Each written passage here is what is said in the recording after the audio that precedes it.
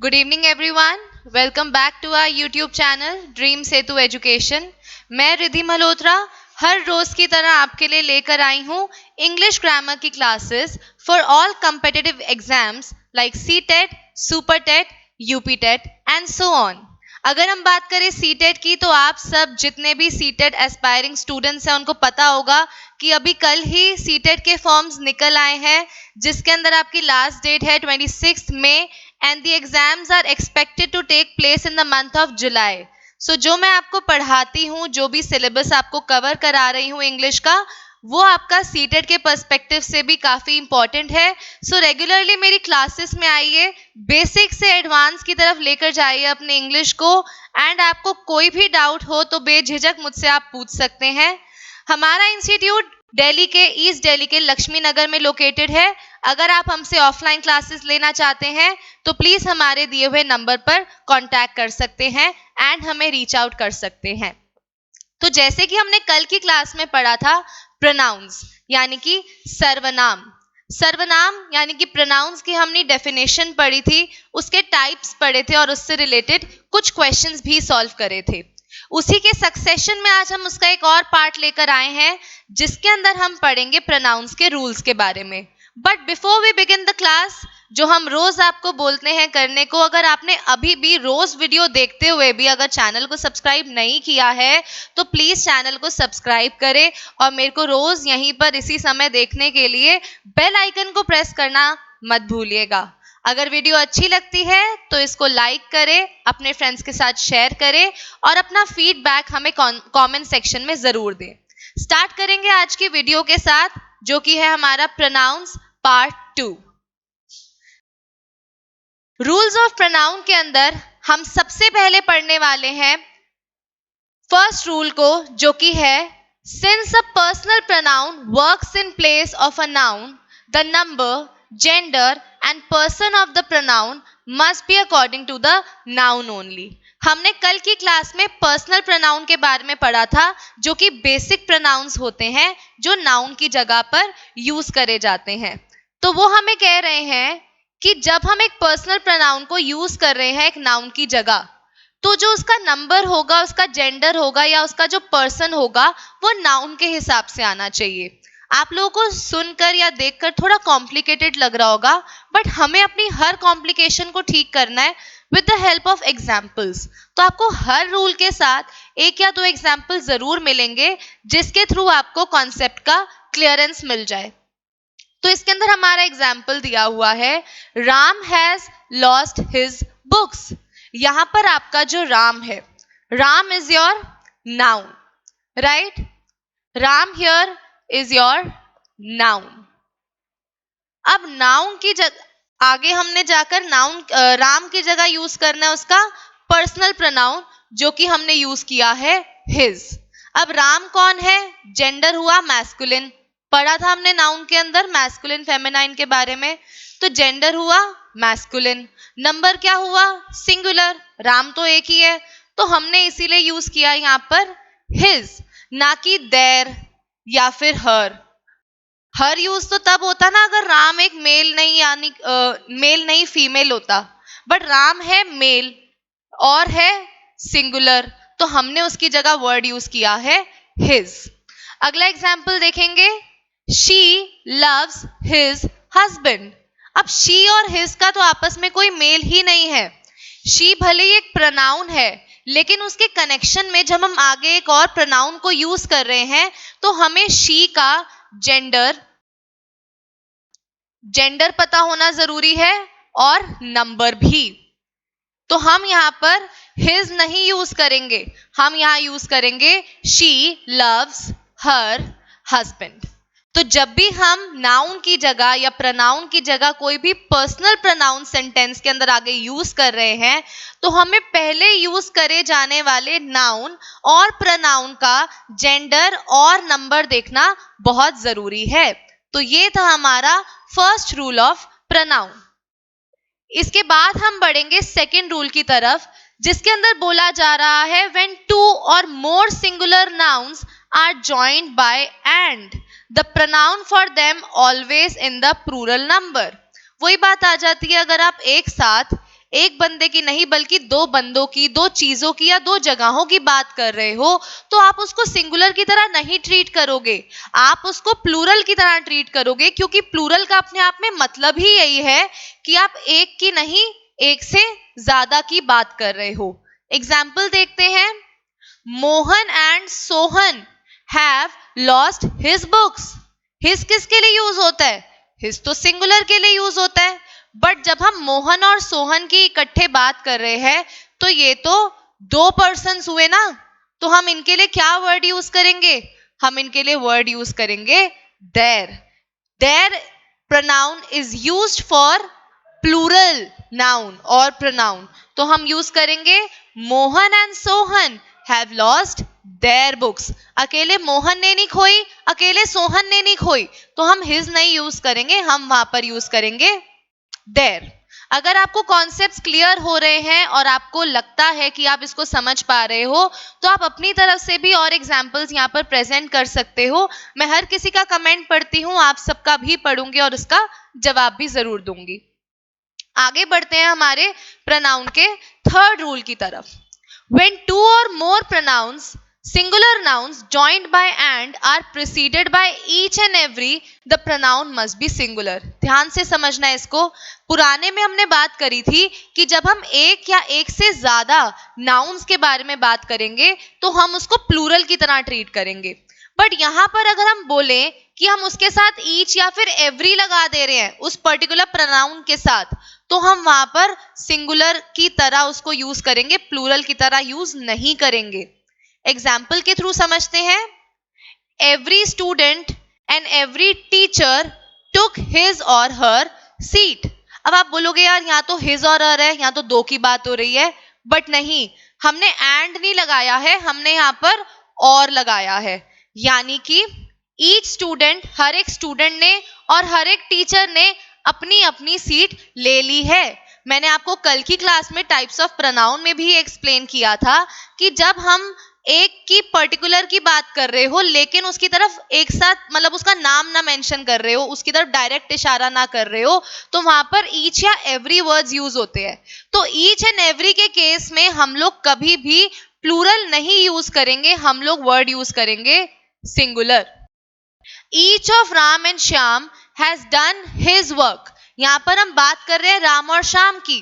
पिछले रूल में हमने पढ़ा था कि अगर दो पर्सन्स की बात होगी तो हिज नहीं लगेगा, देयर लगेगा, बट यहां पर जब वर्ड जुड़ गए ईच, ठीक है, यहां पर जुड़ गया था वर्ड एवरी, तो हम यहां पर जो प्रोनाउन है वो भी सिंगुलर के हिसाब से यूज करेंगे। Each man and each boy in the party has got his share। यहां पर भी अगेन आपको particularly each and every word को दिमाग में बसा लेना है अपने, जहां पर भी ये यूज होगा you have to use the singular pronoun and not the plural one. Let's move on to the next rule. When a singular noun and a plural noun are combined by or, either or, neither nor, the singular noun usually comes first in the sentence and the pronoun must be in the plural number। इसके अंदर हम क्या देखते हैं, जब भी हमारे कोई क्वेश्चन के अंदर क्या दिया हुआ है, और दिया हुआ है, ईदर और दिया हुआ है या नीदर नॉर दिया हुआ है, तो इसके अंदर हमें क्या करना है, हमें कभी भी प्लूरल को पहले नहीं लिखना, हमें हमेशा लिखना है सिंगुलर को पहले। हमें कभी भी इन केसेस के अंदर प्लूरल पर्सन नाउन या नाउन को पहले सेंटेंस में नहीं लिखना है, हमें लिखना है सिंगुलर को। जैसे कि यहां हम देखेंगे ईदर द मैनेजर, मैनेजर कौन है, सिंगुलर है, और हिज सबऑर्डिनेट्स, सबऑर्डिनेट्स कौन है, प्लूरल है, failed in their duty in sending the official message. यहां पर हमने पहले लिखा मैनेजर जो कि एक सिंगुलर था, उससे रिलेटेड नाउन प्रोनाउन लगा दिया हिज, उसके बाद हमारा क्या आता है सबऑर्डिनेट्स जो कि प्लूरल है, और उनसे रिलेटेड हमारा प्रोनाउन लग गया देयर। तो जब भी हम क्वेश्चन के अंदर और, ईदर और या नीदर नॉर को देखेंगे या लिखेंगे तो कभी भी प्लूरल को पहले ना लिखकर सिंगुलर को हमें पहले लिखना है। Let's move on to the next slide and the next rule, जिसके अंदर हमारा पहला इस स्लाइड का रूल कहता है when two or more singular nouns are joined by either or neither nor the pronoun is always in the singular form. अब यहां पर क्या बात हो रही है कि आपके दो नाउन्स हैं एक सेंटेंस के अंदर. कितने नाउन्स हैं? दो नाउन्स हैं और वो दोनों नाउन्स क्या हैं? वो दोनों नाउन्स आपके सिंगुलर हैं. ठीक है, दोनों नाउन्स आपके सिंगुलर हैं तो जो आप प्रनाउन यूज करोगे ना वो भी आपका क्या रहेगा? सिंगुलर ही रहेगा. फॉर एग्जाम्पल राम और मोहन. अच्छा, एंड के केस में हम बात नहीं कर रहे, हम सिर्फ और के केस में बात कर रहे हैं, ईदर और या नीदर नॉर के केस में बात कर रहे हैं.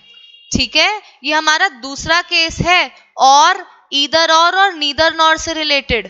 पहले में हमने क्या बात करी कि अगर दो नाउन्स दिए हुए हैं, एक प्लूरल है एक सिंगुलर है, तो हमें क्या करना है? पहले सिंगुलर लिखना है और फिर प्लूरल लिखना है. यहाँ पे हम क्या कह रहे हैं? दो नाउन्स दिए हुए हैं और सेंटेंस में क्या यूज हो रहा है? और यूज हो रहा है, ईदर और यूज हो रहा है और नीदर नॉर यूज हो रहा है. तो आपको क्या करना है? हर किसी इन तीनों के केस में आपको प्रनाउन जो लगाना है वो सिंगुलर के हिसाब से लगाना है. आपको पिछले से पिछले वाले और इस रूल में कंफ्यूज नहीं होना. हमने बोला था राम एंड सोहन, अगर हमने एंड लगा दिया यानी कि दोनों है ही है, यहाँ पर दोनों का केस है ही है, लेकिन यहाँ पर हमें श्योर नहीं है कि दोनों की बात हो रही है या नहीं, हमने और लगा दिया यानी कि इनमें से एक की हम बात कर रहे हैं, तो हम क्या लगाएंगे इस केस में? Singular form of pronoun. Neither Ram nor Shyam confessed his guilt. ना ही राम ने ना ही श्याम ने अपना गिल्ट कन्फेस किया. अगेन द सेम थिंग, हमारे केस में यहाँ पर नीदर लग रहा है और नॉर लग रहा है, जैसे यहाँ पर और लगा हुआ था, इसीलिए हमने क्या किया? यहाँ पर सिंगुलर प्रनाउन का यूज किया.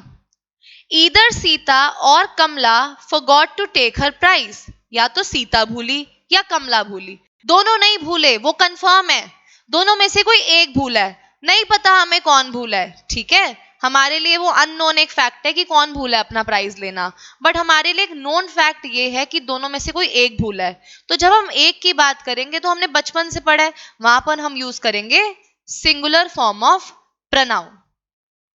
नेक्स्ट रूल आपका कहता है either and neither are always used in relation to two things or two person.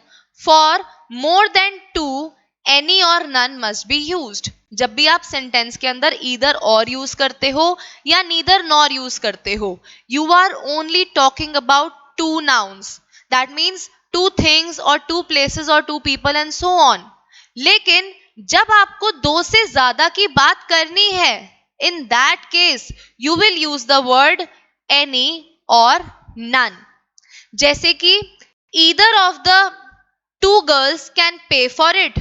दोनों में से कोई एक लड़की उसके लिए पे कर सकती है, यानी कि दो की बात हो रही है, right? Neither of the two brothers has been selected. दोनों में से एक भी भाई सेलेक्ट नहीं हुआ. यहां पर भी दो की बात है, यहां पर भी दो की बात है. लेकिन अगर हम उसके नेक्स्ट सेंटेंस को देखें, any one of the employees can claim it. ठीक है, इतने सारे एम्प्लॉइज है लेकिन उनमें से कोई एक ही उस चीज को क्लेम कर सकता है, राइट? डिफरेंस समझ गए आप लोग इस रूल का? None of the students of this class has passed. पूरी क्लास की बात हो रही है, यहाँ पर दो का कंपैरिजन था कि दो में से सिलेक्शन होगा, बट यहाँ हम एक पूरी क्लास की बात कर रहे हैं कि उस पूरी क्लास में से कोई भी पास नहीं हो पाया. So this is your another rule for pronouns. अगर अभी आपको कोई भी डाउट है, क्योंकि देखो टॉपिक थोड़ा कॉम्प्लिकेटेड है, तो अगर आपको कोई भी डाउट है आप बेझिझक होकर मुझसे पूछ सकते हैं.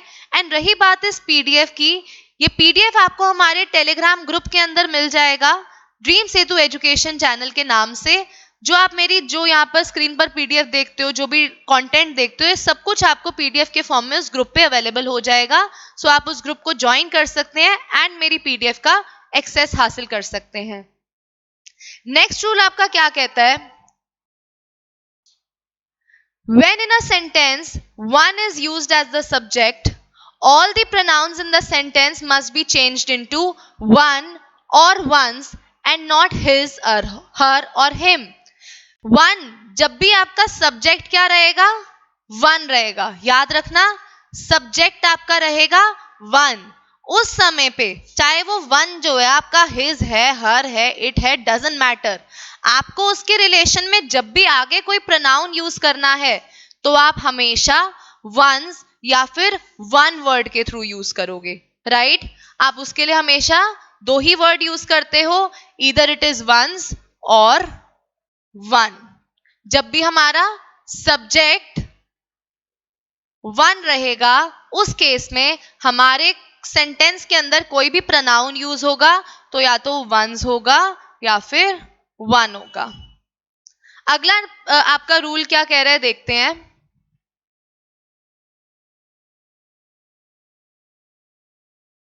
When any pronoun functions as the complement of the verb to be, it is always in the nominative case। देखते हैं इसके एग्जाम्पल के थ्रू उसको समझते हैं। It is me who have to go, या फिर अगर हमने बोला It is him who is to blame, ठीक है, यहां पर हम to be का ध्यान रखेंगे, ठीक है। यहां पर जैसे आपकी वर्ब थी it is me who have to go, go हमने बोला टू बी, टू गो, ठीक है। यहां पर बोल रहा है कि हम आए नहीं यूज करेंगे, हम क्या वर्ड यूज करेंगे, मी वर्ड यूज करेंगे, उसका नॉमिनेटिव केस यूज करेंगे, राइट।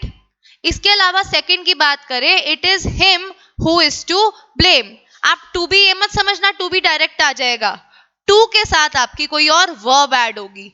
जिस तरीके से यहाँ गो ऐड हुआ इस तरीके से यहाँ ब्लेम ऐड हुआ, और किसी और सेंटेंस में कोई और वर्ब ऐड हो सकती है। तो यहाँ पर आप उसको हिम करके नहीं लिखोगे, आप उसको ही करके लिखोगे, उसका नॉमिनेटिव केस मेंशन करके उसको वहां पर लिखोगे। आगे बढ़ेंगे अगले रूल की तरफ। Whenever any pronoun functions as an object of the main verb or a preposition, it is in the objective case। इसका क्या मतलब हुआ, जब भी कोई एक प्रोनाउन एक वर्ब का ऑब्जेक्ट बनकर यूज होता है, सब्जेक्ट ऑब्जेक्ट के बारे में हमने पढ़ा था, सब्जेक्ट होता है कर्ता जो किसी वर्ब को कर रहा होता है, ऑब्जेक्ट होता है वो जो उस एक्शन को उस वर्ब को अपने ऊपर रिसीव कर रहा होता है। तो यहां हम क्या कह रहे हैं, जब भी कोई प्रोनाउन एक वर्ब के मेन वर्ब के ऑब्जेक्ट की तरह काम करता है या फिर प्रेपोजिशन की तरह काम करता है तो वो ऑब्जेक्टिव केस में लिखा जाएगा, सब्जेक्टिव केस में नहीं लिखा जाएगा। एग्जाम्पल की तरफ देखते हैं। It is for he to consider, what is, आप अगर इसको नॉर्मली भी देखोगे तो दिस साउंड्स ग्रामेटिकली इनकरेक्ट, ठीक है, हम इसको नॉमिनेटिव केस में नहीं ऑब्जेक्टिव केस में यूज करेंगे, राइट। हम क्या लिखेंगे, it is for him to consider, it is for him, he नहीं आएगा यहाँ पर आएगा हिम, राइट। क्योंकि यहाँ पर देखो प्रेपोजिशन और वर्ब के साथ आपका प्रोनाउन लग रहा है, टू आपका होता है प्रेपोजिशन और कंसीडर आपका क्या है, वर्ब है, राइट। टू आपका है प्रेपोजिशन है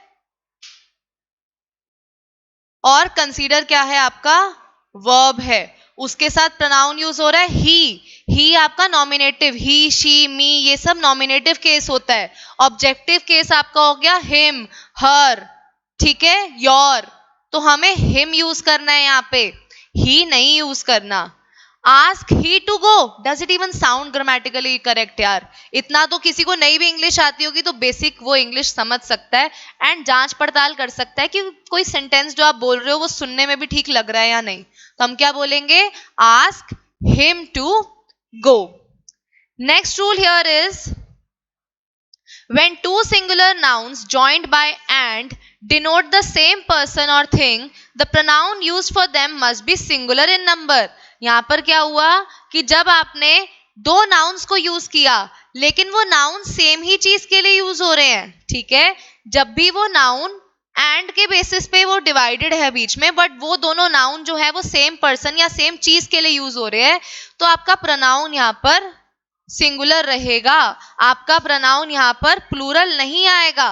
अब आप बोलोगे यार एंड में आपने बताया था कि एंड जब आ जाएगा तो वहां तो प्रोनाउन आपका प्लूरल हो जाना चाहिए, बट इधर ये केस चेंज हो जाएगा, क्योंकि एंड तो हम लगा रहे हैं, लेकिन एंड के आजू बाजू जो भी आपका नाउन लग रहा है ना, वो सेम पर्सन या सेम थिंग के लिए यूज हो रहा है। तो हम यहाँ पर हमेशा सिंगुलर प्रोनाउन का यूज करके चलेंगे।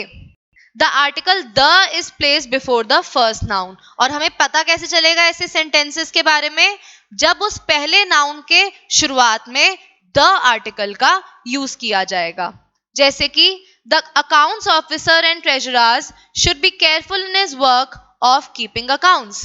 अकाउंट ऑफिसर और ट्रेजरर सेम की बात कर रहे हैं हम यहाँ पर। तो हमने एक पोस्ट के लिए जो एक पर्सन को मेंशन किया है, उसके लिए हम हिज को ही यूज करेंगे। अगला रूल आपका यहाँ पर आ जाएगा, when a personal pronoun is connected by a conjunction with some other word in the objective case, it must be in the objective या फिर एक्यूजेटिव केस। इसको भी देख लेते हैं, इसको एग्जाम्पल के थ्रू समझने की कोशिश करते हैं। हमारे को क्या एक कंजंक्शन की वो बात कर रहे हैं, ठीक है। कंजंक्शन यानी कि जब भी दो पार्ट्स ऑफ दो सेंटेंसेस को वो एक करके बना देता है, that is what we call conjunction. तो यहाँ पर आपका कंजंक्शन लग रहा है यू एंड मी के बीच में, राइट यहाँ पर कंजंक्शन लगेगा यू एंड मी के बीच में। तो हम मी को मी ही लिखेंगे, यानी कि हम इसको ऑब्जेक्टिव केस में लिखेंगे, nominative case that is I के अंदर नहीं लिखेंगे। We should always remember this कि जब भी कोई कंजंक्शन एक वर्ड को दूसरे वर्ड से दूर कर रहा है, अलग कर रहा है, और वो दोनों वर्ड्स क्या हैं, एक प्रोनाउन है, तो उस केस में हम क्या करेंगे, हमेशा मी यानी कि हम यूज करेंगे ऑब्जेक्टिव केस। नॉमिनेटिव केस यानी कि आई हमें नहीं यूज करना। वी शुड ऑलवेज रिमेंबर, हमें इन केस में कभी भी नॉमिनेटिव केस को यूज नहीं करना। Let's move on to the next rule which says a pronoun should be used in the objective case in a sentence beginning with let। अब तक आपको नॉमिनेटिव और ऑब्जेक्टिव के बीच में फर्क समझ आ चुका होगा। नॉमिनेटिव मतलब आई, ही, शी, वी, अस, ठीक है। वेयर एज ऑब्जेक्टिव केसेस, जब आप उस नॉमिनेटिव केस को ऑब्जेक्ट की जगह यूज कर रहे हो, राइट आपने बोला he reads a book written by him. Him क्या है, ऑब्जेक्टिव केस, ही क्या है, नॉमिनेटिव केस। डिफरेंस आपको अभी तक समझ आ गया होगा कि नॉमिनेटिव केस क्या है, ऑब्जेक्टिव केस क्या है। जब भी एक प्रोनाउन सब्जेक्ट की जगह यूज हो रहा है, that is your nominative case, and when it is used in the place of the object, that's where we call it objective case, right? First one was nominative, this one is objective. So जब भी हम क्या करेंगे, a pronoun is used in the objective case, हम जब भी एक pronoun को objective case में यूज कर रहे हैं सबसे पहले ही, तो हम उसके आगे let लगा देंगे, ठीक है। हमने क्या बोला, let him go to his office। Him को हमने शुरू में यूज कर लिया, ऑब्जेक्टिव केस को हम शुरुआत ही कर रहे हैं उससे सेंटेंस की, तो उससे पहले हमें क्या वर्ड जोड़ देना है अकॉर्डिंग टू द रूल, हमें जोड़ देना है वर्ड लेट। अगला है while confessing a fault or expressing a negative idea, the sequence of the personal pronouns should be as follows। मैंने आपको बताया था उस दिन, first person, second person, third person. First person हूं मैं, सेकंड वो जिससे मैं बात कर रही हूँ, थर्ड वो जिसके बारे में मैं बात कर रही हूँ। तो जब भी अपनी कॉन्वर्जेशन के अंदर हम कोई नेगेटिव आइडिया एक्सप्रेस कर रहे होते हैं या किसी भी तरीके का फॉल्ट बता रहे होते हैं, कन्फेस कर रहे होते हैं उसको, तो हमारा सीक्वेंस रहेगा first person, second person and third person. ये आपको इजी रहेगा समझने में, क्योंकि 1 2 3 करके ही हम इसको समझ रहे हैं, देयर इज नथिंग कॉम्प्लिकेटेड। तो जब भी हम कोई नेगेटिव आइडिया एक्सप्रेस कर रहे हैं या फिर कोई फॉल्ट एक्सप्रेस कर रहे हैं, उसके अंदर हमारा सीक्वेंस रहेगा प्रोनाउन का first person, second person and third person. क्या एग्जाम्पल देखेंगे इसका, I, you and he are in the wrong and will be punished. मैं, तुम और वो गलत हैं और हमें पनिशमेंट भी आगे दी जाएगी। नेक्स्ट रूल की तरफ बढ़ेंगे, while expressing a positive idea or praise। अब यहां पर हमने क्या बात करी कि कोई पॉजिटिव आइडिया एक्सप्रेस हो रहा है, तारीफ हो रही है यहाँ पर, तो हम सीक्वेंस को थोड़ा बदल देंगे। यहाँ पे आपका सेकंड पर्सन पहले आ जाएगा, थर्ड पर्सन उसके बाद में आएगा और लास्ट पर्सन कौन होगा? फर्स्ट पर्सन होगा, राइट? सबसे पहले कौन आएगा? सेकंड पर्सन, फिर आएगा थर्ड पर्सन और लास्ट में आएंगे हम। फॉल्टी में क्या था? नेगेटिव आइडिया में first, second and third. Praise में, तारीफ में क्या होगा? सेकंड, थर्ड और फर्स्ट। दोबारा रिपीट करते हैं, नेगेटिव आइडिया कोई कमी निकालने में क्या रहेगा? First, second and third. Whereas तारीफ करने में आपका क्या रहेगा? Second, third and first. You, he and I will get an award for the good work we have done. तुम्हें, उसे और मुझे हमारे अच्छे काम के लिए रिवॉर्ड जरूर मिलेगा। आप लोग कभी इंग्लिश लैंग्वेज पे इतना फोकस करके ध्यान नहीं देते होगे, but these are the very basic things that complete and form the structure of our sentence, जो कि हम सिर्फ पेपर पर्सपेक्टिव से नहीं करेंगे। कल भी बोला था मैंने, हमें अपनी इंग्लिश को फ्लुएंट करना है, उसकी फ्लुएंसी को बढ़ाना है, उसके लिए भी हम रूल्स को जरूर फॉलो करके चलेंगे। और एग्जाम्पल यहां पर दिए हुए हैं, you, he and I have finished the work. अब हम ये तो नहीं कहेंगे ना, Ram, I and you have finished our studies. हम कहेंगे you, Ram and I have finished our studies. Ram को हमने थर्ड पर्सन काउंट किया है क्योंकि मैं तुमसे बात कर रही हूं। किसके बारे में? राम के बारे में। Ram is not present within the conversation. Ram is outside the conversation. That is why we will count Ram as the third person. Next rule is, after but, except, between and let, the pronoun is used in the objective case. जब भी but लग जाएगा, between लग जाएगा या फिर let या except लग जाएगा, तो आपका pronoun जो है वो ऑब्जेक्टिव केस में यूज होगा, ना कि नॉमिनेटिव केस में। For example, everyone had laughed but I. Does it even make sense? No. What makes sense is everyone laughed but. Our next rule says कि जब भी आपके सेंटेंस के अंदर but, except, between या let जैसे words आपको दिखेंगे, उस केस के अंदर आप कभी भी nominative case of pronoun use नहीं करोगे। आप यूज करोगे ऑब्जेक्टिव केस ऑफ प्रोनाउन। यानी कि अगर हमने सेंटेंस बोला एवरीवन लाफ्ड बट आई, अगर आप गौर फरमाओ, आपको ये सेंटेंस ग्रामेटिकली सुनकर ही इनकरेक्ट लगेगा। हमें क्या बोलना है? सेंटेंस एवरीवन लाफ्ड बट मी। हम आए जो कि नॉमिनेटिव केस में है उसको यूज नहीं करेंगे, हम यूज करेंगे मी को जो कि है ऑब्जेक्टिव केस में। बाकी इसके एग्जाम्पल आप देख सकते हो, this is between you and आई। ये तो बहुत कॉमन सेंटेंस है, हम अपनी डेली लाइफ में भी at times we use it. उस केस में हम ये नहीं बोलते this is between you and I, हम बोलते हैं this is between you and me. Me again is the objective case of pronoun. Moving forward, some is used in affirmative sentences to express quantity or degree. Any is used in negative or interrogative sentences. Affirmative sentences यानी कि positive, जिसके अंदर आप नहीं बोल रहे हो, हाँ बोल रहे हो चीजों के लिए। वहीं पर आपके नेगेटिव सेंटेंसेस में you are using the word no, नहीं वर्ड यूज कर रहे हो आप। इंटेरोगेटिव में you are not sure about it, you are questioning, आप क्वेश्चन पूछ रहे हो। तो पॉजिटिव में आपका वर्ड यूज किया जाएगा सम। किस चीज को लेके? क्वांटिटी को लेकर। क्वांटिटी के बारे में जब आप पॉजिटिव हो तो आप सम यूज करोगे, श्योर हो जब। बट जब आप उसको लेकर नेगेटिव हो या आप क्वेश्चन यूज पुट ऑन कर रहे हो वहां पर, तो you will use the word any. जैसे कि आई शैल बाय सम एप्पल्स, सम हमने यूज किया पॉजिटिव के लिए। I shall not buy any apples, any use किया हमने नेगेटिव के लिए। Have you bought any apples? I shall read any book, यहां पर भी हम क्या कर रहे हैं? हैव यू बॉट के साथ हमने एनी एप्पल यूज कर लिया। लेकिन हमने पॉजिटिव सेंटेंस के अंदर एनी यूज करके बहुत बड़ी गलती करी है। हमें क्या करना है? I shall read some book. The other rule is, when a pronoun stands for a collective noun, it must be in the singular number and in the neuter gender if the collective noun is viewed as a whole.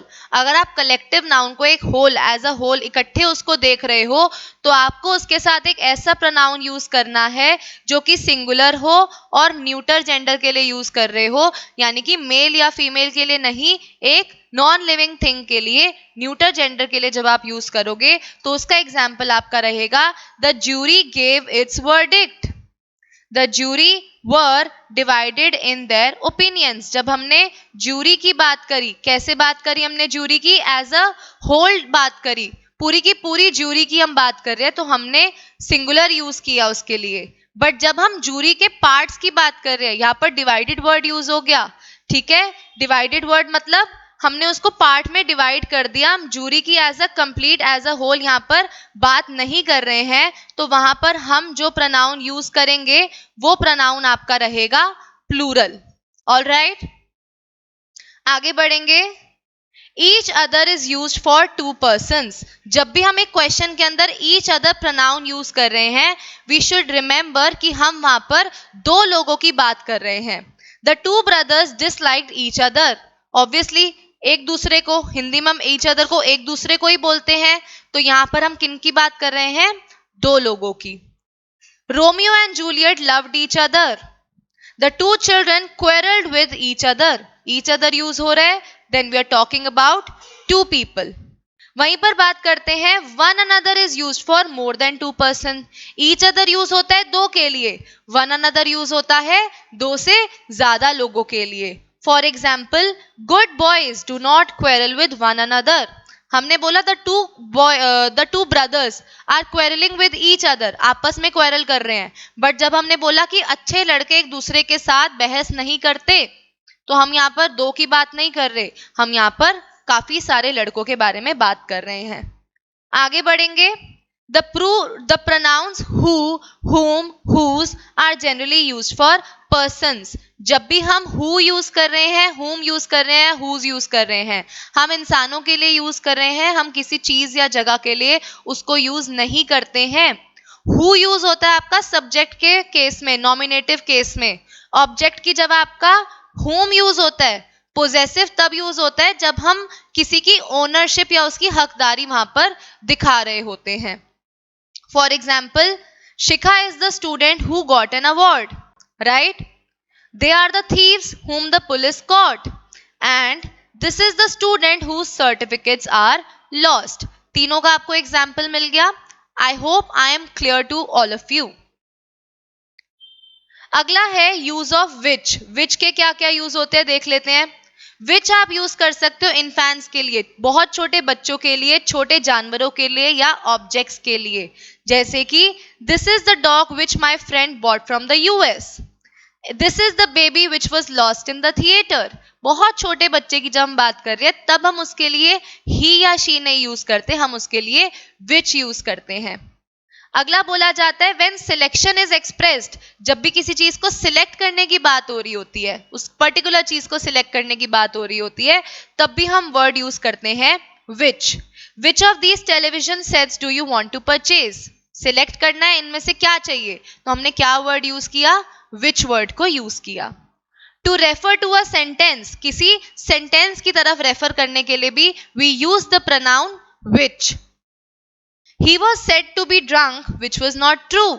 हम refer कर रहे हैं इस sentence की ओर, he was said to be drunk की ओर हम refer कर रहे हैं, जिसके लिए हमने प्रोनाउन यूज किया which। अगला हमारा आएगा लास्ट रूल, जिसके अंदर हम बात करते हैं दैट के यूज की। दैट यूज होता है पर्सन्स के लिए, नॉन लिविंग थिंग्स के लिए, छोटे जानवरों के लिए, चाहे वो सिंगुलर हो या फिर प्लूरल हो। This is the girl that failed in the exam.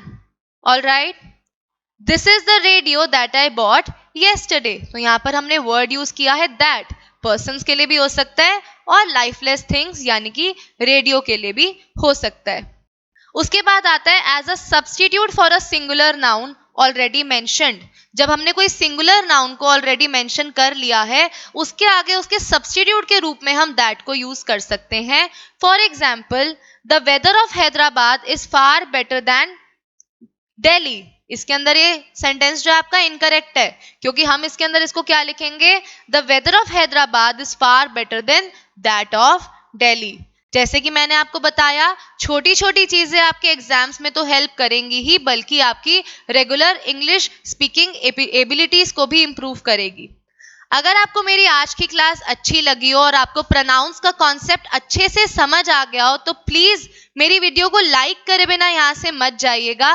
रोज शाम को मंडे टू फ्राइडे आपको यहाँ पर मैं 6 बजे इसी चैनल के ऊपर मिलूंगी। तो अगर आपने इस चैनल को अभी तक सब्सक्राइब नहीं किया है तो प्लीज जल्दी जाकर यार सब्सक्राइब जरूर कर लो और हमारे सब्सक्राइबर्स को बढ़ाइए, हमारे व्यूज को बढ़ाइए और हमें पॉजिटिव फीडबैक या नेगेटिव फीडबैक जो भी आपको हमसे प्रॉब्लम है या आपको कोई कमी दिख रही है, कोई चीज आपको अच्छी लग रही है, उसको जरूर हमें कमेंट सेक्शन में बताएं और हमसे शेयर करें। तब तक के लिए all the best for your exams. Thank you so much. See you again.